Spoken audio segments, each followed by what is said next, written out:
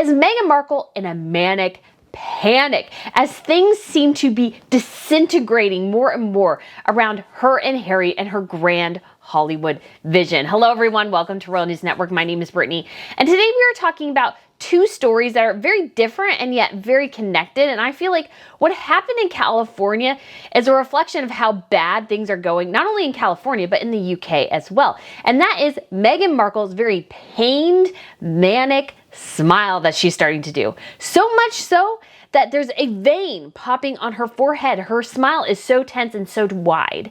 And while Meghan has always smiled in particular situations, even when everybody else looks tense around her, she's just smiling. So we know smiling is part of her mask, but I think as things seem to be continuing to fall apart around Frogmore Cottage, their plans for the coronation, their dreams of being king and queen of the Commonwealth, their dreams of conquering Hollywood, as all those things I think seem to be beginning to crumble, the smile is popping up more and more. And I'm going to tell you guys why I think this is a very, very bad sign for Harry and Meghan, and why them being kicked out of Frogmore Cottage is crucial for the steps that Charles needs to take in order to secure his place on the throne, in addition to really separating Harry and Meghan from the rest of the royal family and the United Kingdom. Because at this point, the brand of Harry and Meghan is dragging down the monarchy's brand, and you must separate those two to go forward. So I'm going to highlight some of the pictures that we saw of Harry and Meghan, some other news about the Frogmore Cottage situation. So we'll be covering that all here today. But if you guys haven't been here to Royal News Network before, like I said, my name is Brittany, and on this channel I provide compelling royal commentary about the latest news and sometimes a little bit of gossip as well. I will also be reviewing television shows and movies and sharing a bit about history too. I actually am in a PhD program for history, in addition to being a very, very, very avid royal watcher for over 10 years. Not only do I watch the Brits, I watch the other royals too. And speaking of the other royals real quick, so Kate and William recently hosted Crown Prince and Princess of Norway, Haakon and Mette-Marit, over at their Windsor Castle home, basically, because their base now is essentially Windsor Castle. And they were talking about environmental issues. They first met while on tour while Catherine was pregnant with Louis in 2018. So it was great to see those counterparts come together for a meeting. I think that was rather awesome. And just to wrap up a couple little quick things here in my intro, I do have a newsletter, Royal Wire. So if you're interested in that, it comes out every Tuesday. I also have a fashion channel, Royal Fashion News, which is on a bit of a hiatus, but should be back here pretty soon. And then I also have, last thing, although it is now officially sold out, I've sold it out, my trip to London and the Cotswolds, but I do have a post in my community page because there's a couple other options with this tour company I'm using. There's a really cool trip to Germany and Austria, going to like Neuschwanstein Castle and Hohenschwangau, and a castle or two over in Austria as well, which I think would be really cool. And obviously a lot of people want to go to Scotland, and I'm thinking of a Scotland trip for the fall. So if you want to go to Scotland, feel free to put your vote in there. That would be extremely helpful. Oh, and I forgot to mention, I reached 100,000 subscribers. Yay! And thank you so much, y'all, for coming with me on this journey. This has been so fun, and I just cannot wait to continue growing this channel, changing this channel. Again, I'll be doing some things in the UK next week, and I'm so excited to bring you guys some on-the-ground coverage, and we'll be going to the coronation and the Trooping the Color, and just hopefully a lot of other royal events this year. I'm so excited. I can't wait to share it all with you. It's going to be so fun. So again, thank you so much for all my subscribers, especially those who stuck with me like the first 1,000. Guys, my dad wrote this very sweet note, and he talked about how I would just agonize over every gain and loss in that first 1,000 subscribers, and I really did. So anybody who's been with me, especially from the earlier moments, thank you so much. Those who are new, love you guys as well. Thank you so much for coming with me on this fun journey. I can't wait to see this channel grow and grow and grow. All right, but Harry and Meghan. Okay, so the news about Frogmore Cottage broke, I think it was it Monday night? I think it was Monday night technically. And it was like, oh, this is strange, because once again, we have the report that Harry and Meghan supposedly paid back the $2.4 million they took from the taxpayer to refurbish the home in their liking, even though, as it turned out, they only lived there about 6 months, and it was probably off and on during that time, and they had really no desire to stay in the UK. So when they decided to initiate Mexit, they're like, okay, so you were given this home and given a budget to refurbish this home to your specifications on the understanding that you would be working for the monarchy for the perpetual future. Well, when Harry and Meghan decide to not do that and spend only a little bit of time there, I think it was rightly to say, hey, you know what? The taxpayer money went for part of this refurbishment and you guys need to pay that back. And we were told that that debt had been settled. And I feel like it was when they announced it rather vague. And I've always been under the assumption that it was probably actually Charles who paid for it. And I think that makes sense because when it came out that Harry and Meghan were out of Frogmore Cottage, I was like, wait, well, they just paid, or we're supposed to be paying like £2.4 million for that. And while I understand kicking them out, of course, but I'm also like, hey, I feel like if you paid money, you deserve to a certain extent, in the idea that you were going to have that as your home to visit the UK, that it's okay if you continue to use that property. So I think this whole situation, number one, guys, it confirms that Charles did pay their debts for that house. Whatever their debt was, however it was settled, it was Charles's money that did it. Number one. And so Harry's saying that his father, oh, I was out on my own, I had no money. No.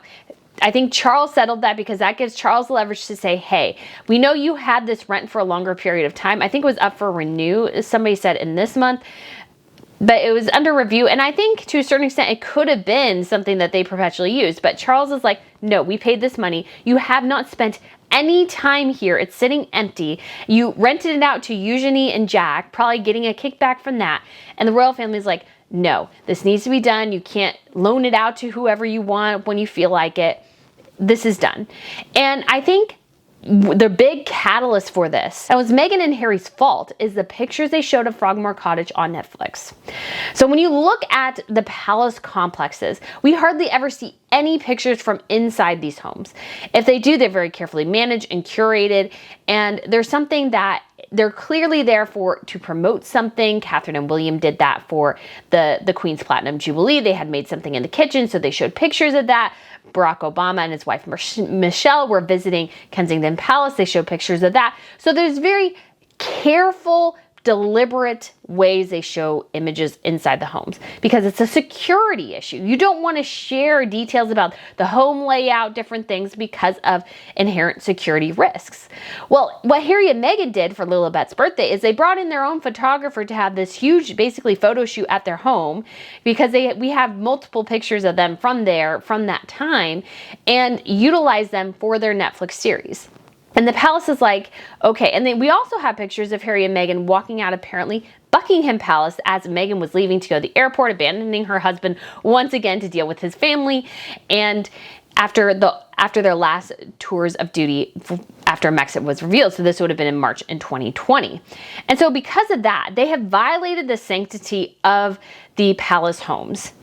Ergo, you don't get unrestricted access to a crown property anymore. I think that's what that's saying. So they can probably utilize a place or apartments in St. James's Palace, Buckingham Palace, maybe someplace in Windsor, but they will be constantly watched and monitored.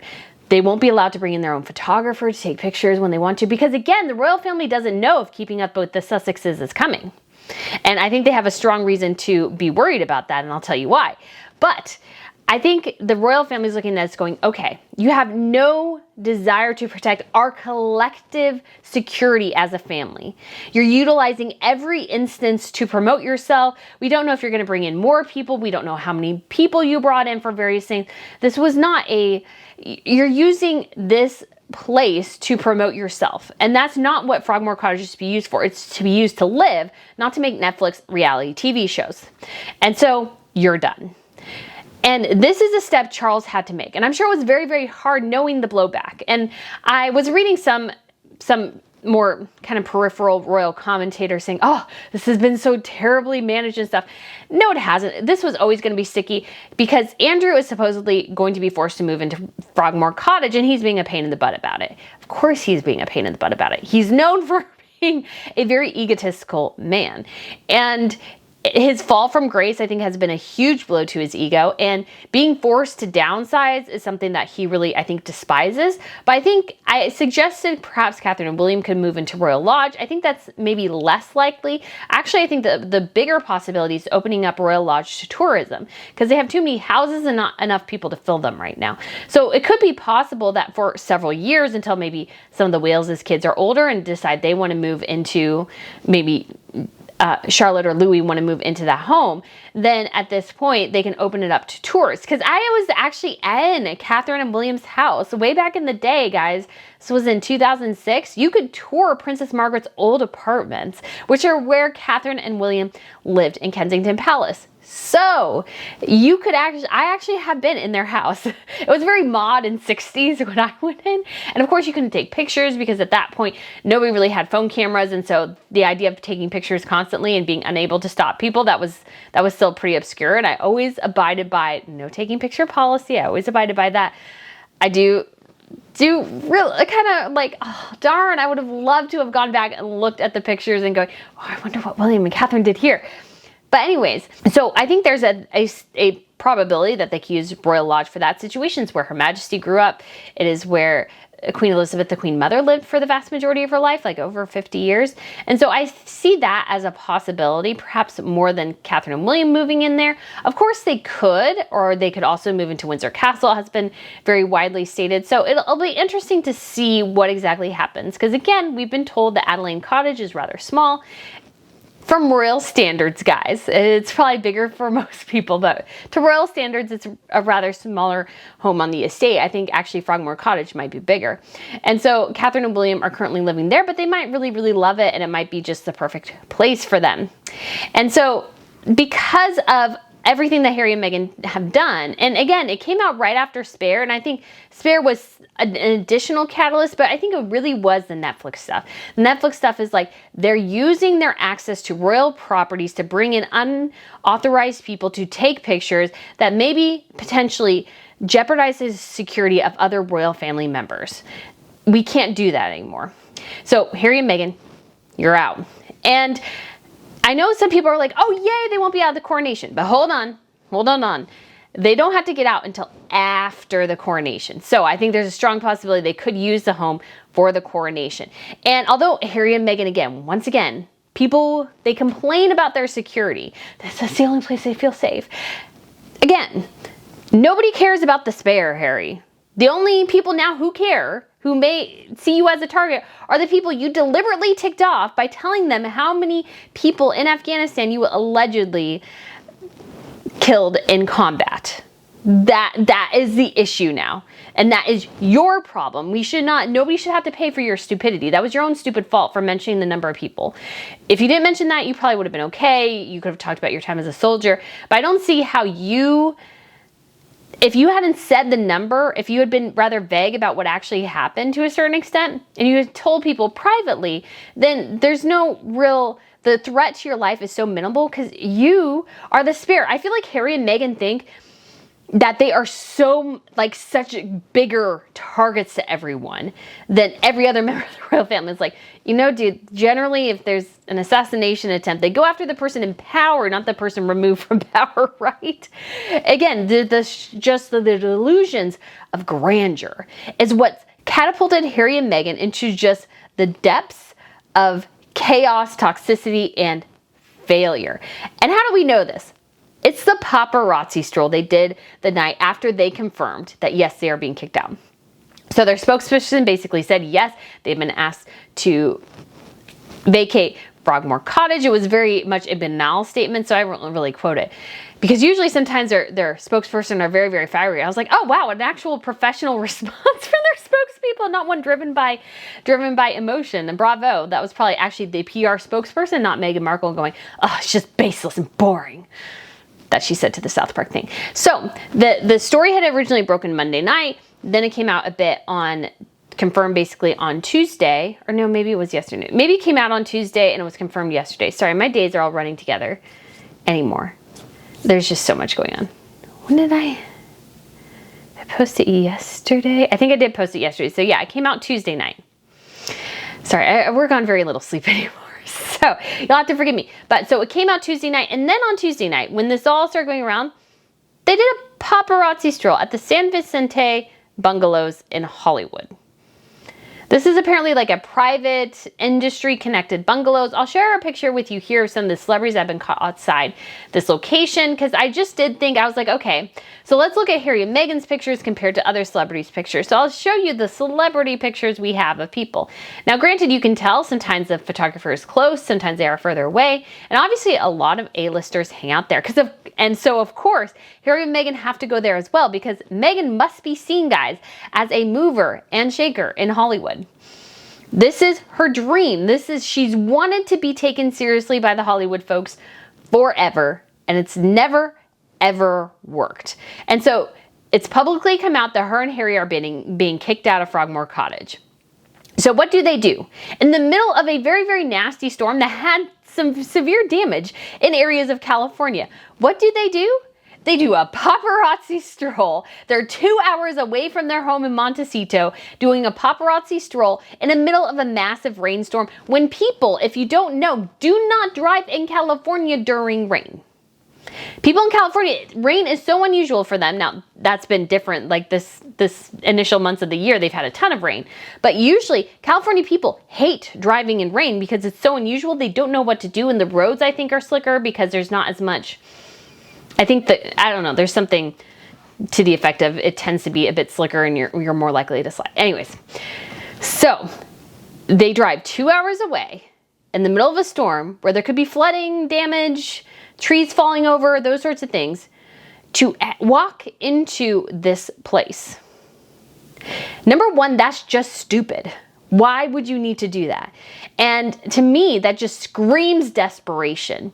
And I want to say too, if you are so disappointed that your home is being taken from you, why is the first thing you do arranging a paparazzi stroll in California, grinning like a madman walking into a restaurant?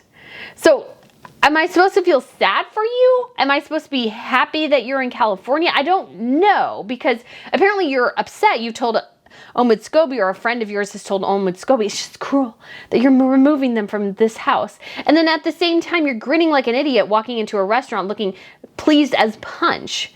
So once again, her actions and what's going on don't match. She should have looked upset. If you're going to do something this inanely stupid, at least look upset, because then you can sell your story. This is just dumb.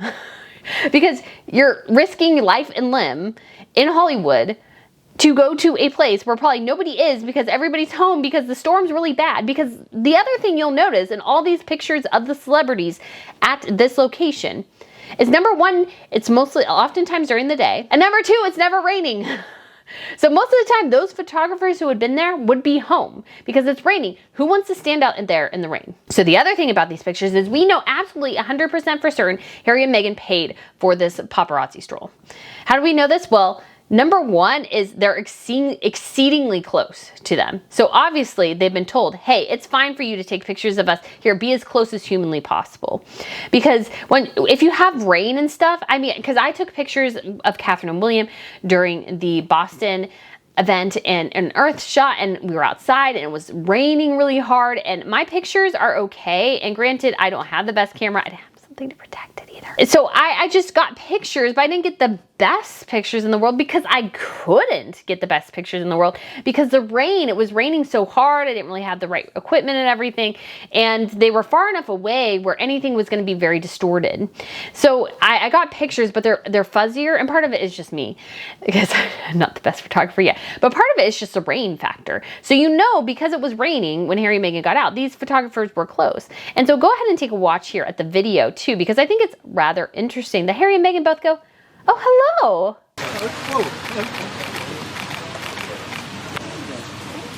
Hi, Megan.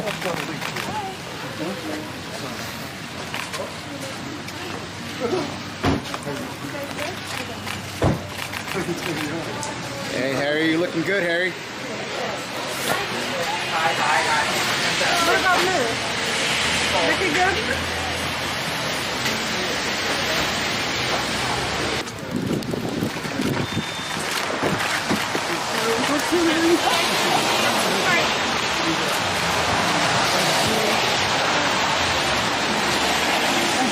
So when I saw that, and Harry goes, oh, hello.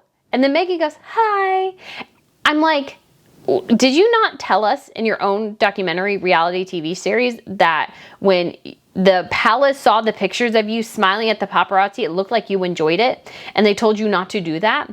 It looks like you are enjoying it here. It looks like you're totally and completely enjoying this attention. So this idea that Harry, who once said that camera flashes essentially were like PTSD to him, he had PTSD from camera flashes, that he's voluntarily now doing this lunacy, is just either says he's a hypocrite, he's a liar, or he's so desperate to please you that he'll go out of his own comfort zone in order to make sure that you get those 15 minutes that you want. That's what that tells me too. And so I just feel like this whole thing is just so contrived, so obviously faked, especially this one picture. The camera guy is in the restaurant. He's in this club taking pictures of Harry getting out. He's not like, he's like up the stairs, I think, shooting down at them. So it's like this was totally a situation where everybody was on the same page. We need pictures, and they completely arranged this. But let's get back to Meghan's manic smile. So this started showing up. I first noticed it in the Variety interview. Now, this is not to make fun of everyone. This is not to make fun of Meghan, really. But I just thought it was fascinating that all of a sudden she's grinning like this so hard that a vein in her forehead was popping. I'm like, I've never noticed that before. That's kind of weird. And not to be mean or anything, it's just curious. Is like, throughout that interview, she's smiling so hard. It's like, I love rom-coms. He loves rom-coms, right? It's just was bizarre. And I just thought, well, you're trying so hard. I felt like the pressure was so hard to try to sell who she is and what she wanted. And I was like, well, this doesn't really come across very well. The next big thing I felt like we saw her in person was the Ripple of Hope Award, or as I like to call it, the Ripple of Hate Award. And once again, her expression never ever changes, I feel like, throughout the entire thing. She's grinning really hard. Not quite as hard to make her forehead vein pop, but she's smiling very, very hard.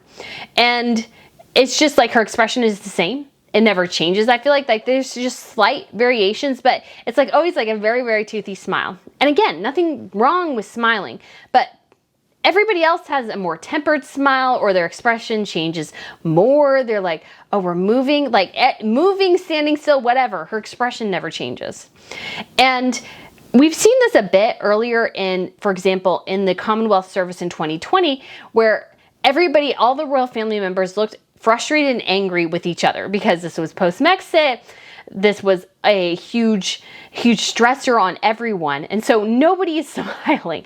Everybody looks kind of frustrated or angry, except for Meghan Markle, who the whole time is smiling. And I'm like, honey, I know that's a mask. Please stop doing that. You just look so fake. Same thing with the Platinum Jubilee. Harry looked thunderous at times. He looked angry, sullen, all these sorts of things. And Meghan's just smiling.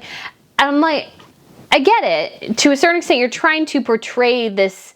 Even though you've been publicly humiliated basically by being shoved in the back row, I understand that you're frustrated with that. Please show me that a bit on your face, because then I know you're an actual human being and you're not acting.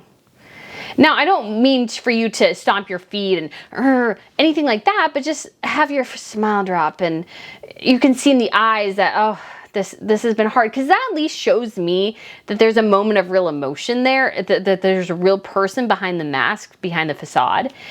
And Meghan just doesn't seem to want to do that. And then we got these latest pictures. Now, in the car, she looks annoyed and angry. And I can understand, especially if you weren't expecting the paparazzi there, but they clearly were. So let's not kid ourselves. So when they walk out of the car, Meghan all of a sudden is grinning, and she's grinning down at the ground. She's smiling so hard at the, she's looking at the ground. And I get it. She doesn't want the flashes in her face, but you don't have to smile. Like, if you kept that same look getting out of the car to the door, I would actually think that you didn't want them there, that you thought this moment was intrusive, that you thought it was aggressive. To me, it just looks like you loved it. You loved every second of it. And when she was coming out, same exact thing, smiling the entire time, looking at the ground. So you're smiling at the sidewalk. You're smiling at the sidewalk. I'm sure the sidewalk really appreciates that. I'm sure they really, really do. But again, it was just this weird thing. And the woman with them didn't look that way. She looked frustrated or annoyed the whole time. And I'm like, that is a real expression in this situation, because you notice a lot of times in Hollywood, some people do smile, but they're not wanting the paparazzi there, they generally don't smile at them, because honestly, it makes it harder to sell the pictures sometimes, I think. If they just don't look great, if there's no real expression or anything, or if nothing changes, it's like, well, I guess we can sell them, maybe they'll work, but it's just one of those things where I think it would be less sellable. But Meghan, she's one of those people, I think, that a camera is on her, and so she must smile. So I thought of the Barney Stinson bit from How I Met Your Mother. If you've never watched the show, it's sort of like Friends, but not quite, and the ending is horrifically bad. It ruined the whole series for me. I haven't really been able to watch it since, because the end of the series chose so terribly. It was like the last episode wrecked the whole series. It's that bad. So there's this bit where he's taking pictures, and every picture he looks the same, and I feel like that's Meghan. So take a watch here. Wait a second, look at these pictures again. Barney has the same pose in each shot, and these are like years apart.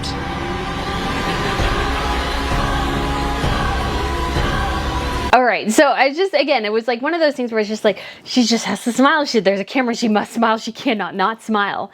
And again, throughout her whole royal career, it's hard to find a picture of her not smiling. And again, she smiles normally, but there's just an extra level of tension, as if she's trying so hard to sell her joy of the situation, to sell her happiness in California, that I'm buying it less and less, because it just doesn't look as authentic anymore. It looks more and more forced. That every time she goes out, she has to prove it more and more that this was the right plan, that her and Harry are in great spot. Everything's going swimmingly. Nothing's going wrong at all. Don't look ever at the man behind the curtain. Everything's fine. Everything's fine. And so I just don't buy it at all. And I think what's really, to me, very telling about this whole situation, and how badly Harry and Meghan have miscalculated everything, is that when this announcement was given that yes, they are being kicked out of Frogmore Cottage, most people applauded. They were like, yes, thank you, get them out, this is enough. I mean, they have their sycophant, their fans in the corner, but I just generally don't see a lot of people going, oh, poor Harry and Meghan, they just need this, they need Frogmore Cottage, they need it for their security. We have the cheerleaders, Omid Scobie, and I think his name is Peter Hunt, who was also like, well, they can't reconcile it, they kick Harry and Meghan out. It's like, well, they can't reconcile it because you can't deal with crazy. That's also a huge contributing factor to the situation. You can't compromise with somebody who doesn't fundamentally agree on the same things you do in terms of a situation. You see the situation so oppositely that there's just no even common ground in that moment. But once again, the biggest thing out of all this is, I think, the sympathy factor that Harry and Meghan could pull on is gone. Nobody cares that they're losing their house in the UK. Nobody cares. And again, that's their own fault. They haven't been to the UK, and so everybody's like, well, yeah, they're not living there. They're not doing anything with it. Might as well give it to Andrew. They spent so little time there to begin with. They used it as a prop for the Queen's Platinum Jubilee to try to get her to get pictures with them. So all these things come together, and you just realize that the public bandwidth Harry and Meghan had is gone. People do not care that they've lost Frogmore Cottage. They really don't. I don't think anybody is like, oh, poor Harry and Meghan. I just don't really feel like those general sympathies are there in the public anymore. And if Harry and Meghan recognize this, they should be in absolute full-on panic, because they thrive on the victim mentality. But people don't see them as a victim anymore. They see them as a perpetrator. They see them as contributing to their own misery. And so you can't really be sympathetic to somebody who are like, well, you earned it. You destroyed your family. You attacked them. You called them names. You were just rather vile to everyone. And then you're wanting us to feel sorry that the royal family was like, you know what? And we think it's better if you come to the UK, you're always welcome. We can always put you up somewhere, but you cannot have this place that's your unrestricted haven that you're never at. You don't seem to care about this country or this family or the heritage or culture you're supposed to represent. So why should we cater to you? And I think that was a huge slap in the face to Harry and Meghan.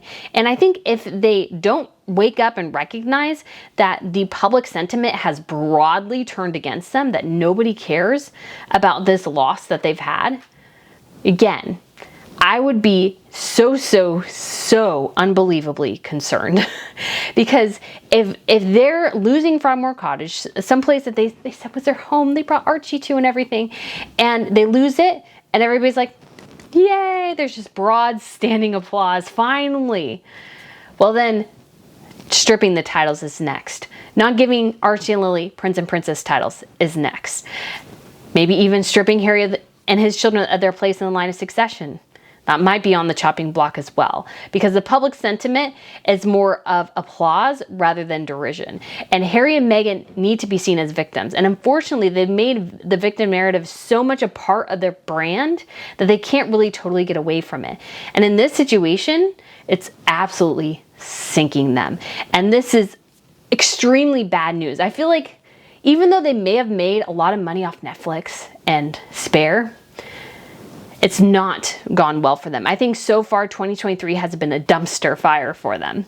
And I think it's going to only get worse from here, because they may go to the coronation because they have to, because they need that status of being a royal. So they're going to go to the coronation, but they'll be shucked to the side, put in a corner.